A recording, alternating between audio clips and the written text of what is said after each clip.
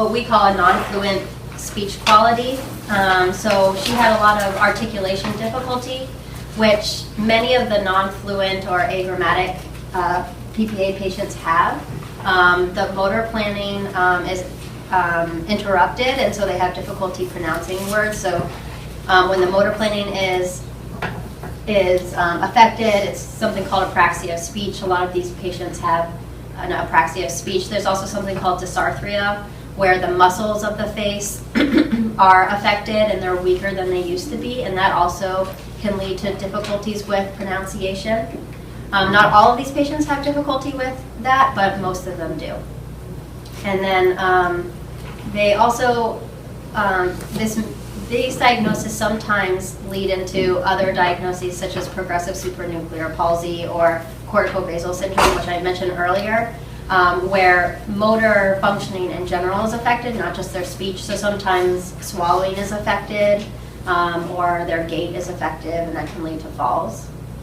In addition to articulation difficulty and other motor difficulties, they oftentimes have something called agrammatism, which is a fancy word for difficulties with producing and understanding complex grammar. So reading and writing may be impaired because of their agrammatism, and they may speak in short phrases instead of full sentences because they have difficulty putting the sentences together. There's some word retrieval difficulty, but not as much as the other subtypes of PPA that I'll be going over. The next subtype is the semantic subtype. And then bear with me when I try to load that one. For this video, the clinician is telling the patient to point to the items that she says. And on the page, there are 10 pictures within the same category. And the patient just points to the picture that the clinician asks her to. Oh, sorry, it's not really good. I need to make it a little louder.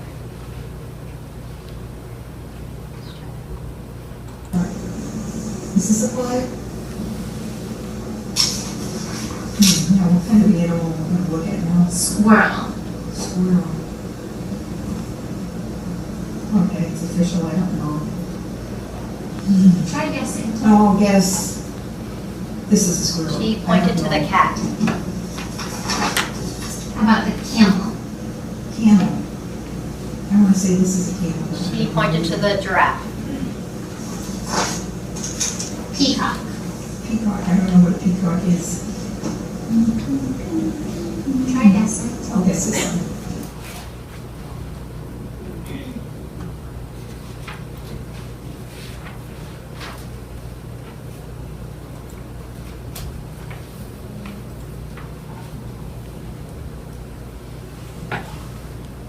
So as you can see, this subtype of PPA, semantic subtype, has difficulty understanding single words. So speech-language pathologists call this single word comprehension difficulties.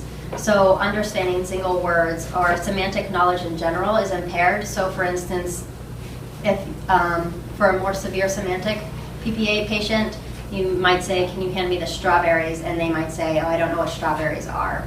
And as the disease progresses, lower frequency words become harder, but in the beginning, higher frequency words become harder, but in the beginning, it's really the lower frequency words that they have trouble with. And unlike the non-fluent and the agrammatic subtype, their speech is fluent and grammatical, but they have an empty quality to it. They use very vague and general words because naming and word retrieval is very difficult for them. So they might have fluent speech, but they might say something like, "That thing has a lot of stuff on it," because they can't think of the precise content words that they want to use. And so if you don't have any context, it might actually be difficult to understand what they're talking about. They may have something called surface dyslexia, which is recognizing certain words and reading, especially irregular formed words. They may not recognize them in reading. And then, as I said, single word comprehension is an issue as well. And for this diagnosis, sometimes As it progresses, they develop behavioral symptoms related, similar to behavioral variant FTD. For instance, excuse me, they may become a little bit childish, I've seen patients, start to sing or like ask to, before they do anything, have changes in their eating behaviors. For instance, a lot of times we'll ask caregivers if they have a new sweet tooth because some patients just ask if they can have sweets all the time, and that's what they're asking their caregiver all the time is, can I have a donut, can I have some candy? And which may be a big change from their prior eating habits. This is the logopenic subtype. This is, in this video, the clinician is asking the patient to repeat phrases and sentences after her. 62 and a half. 62 and a half. Perfect. The pastry cook was satisfied. Can you give me that? The pastry cook was satisfied. Oh. What was the? No, I'm not getting it. I'm sorry. So, this patient is having difficulty because one of the main symptoms of the logopenic subtype of primary progressive aphasia is trouble with auditory verbal working memory.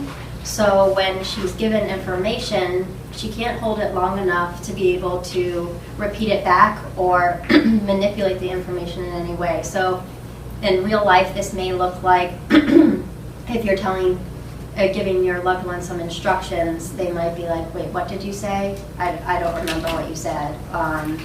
And it might be as quick as seconds before they forget. And I'll go over some therapeutic approaches to help with that. But that is a pretty defining feature of the logopenic subtype of PPA.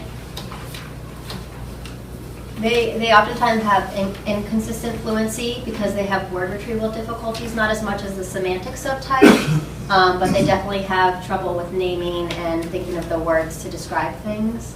Phonemic paraphasias is just a fancy word for one of the sounds of the words. The initial sound is different from what they want to say, so plate for plate, but usually you have an idea of what they're saying.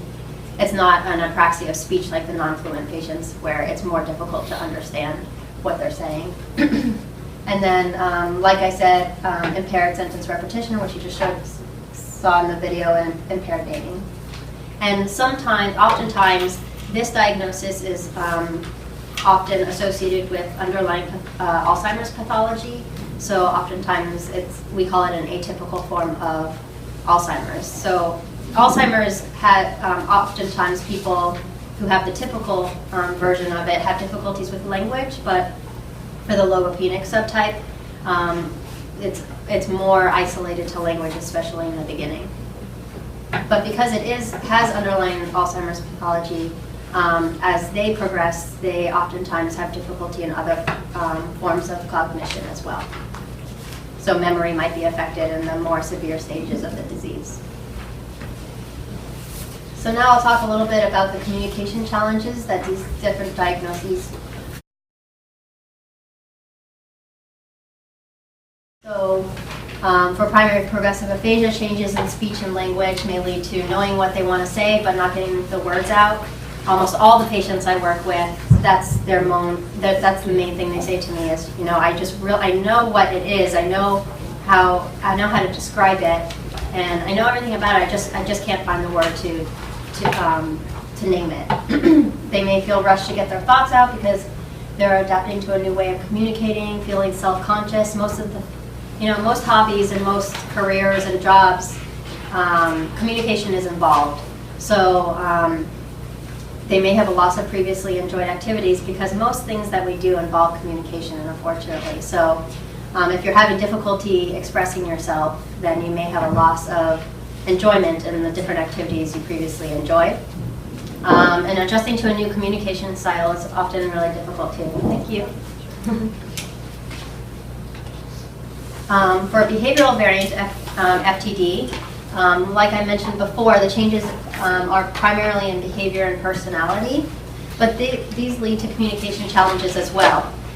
For instance, if your loved one has more apathy and is more apathetic than he or she used to be, then they may not initiate conversation as much as they used to. They may not respond to questions or respond or turn taking. Disinhibition, if they have that symptom, they may say inappropriate things. They may not pick up on social cues.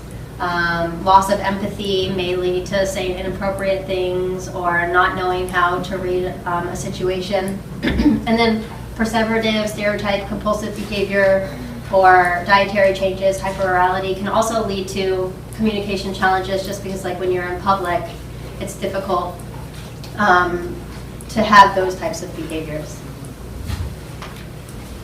Alzheimer's disease dementia, changes in memory and behavior can also lead to difficulties in communicating. Like I said earlier, Alzheimer's is often associated with changes in language, so they often have difficulty finding the right word, vague and tangential language. You might ask them a question, and then they may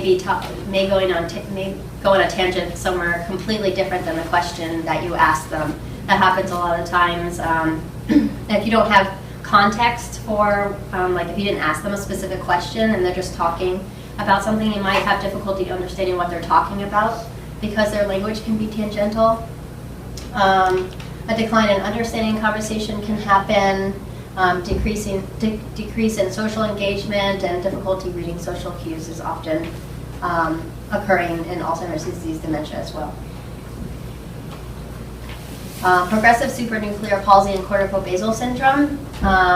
Usually the changes are in motor function and speech, so that can lead to a lot of difficulties in pronouncing words. Some people who have these diagnoses, similar to the non-fluent agrammatic PPA diagnosis, even sometimes become mute because of the dysarthria or the apraxia of speech. So writing may become the main source of communication for them because speech is no longer feasible to communicate. As well as augmentative and alternative communication devices, things like iPads can be helpful when people have difficulty with pronouncing words. And then this also may lead to problems with swallowing. Like I mentioned, different motor functions may be affected with these diagnoses.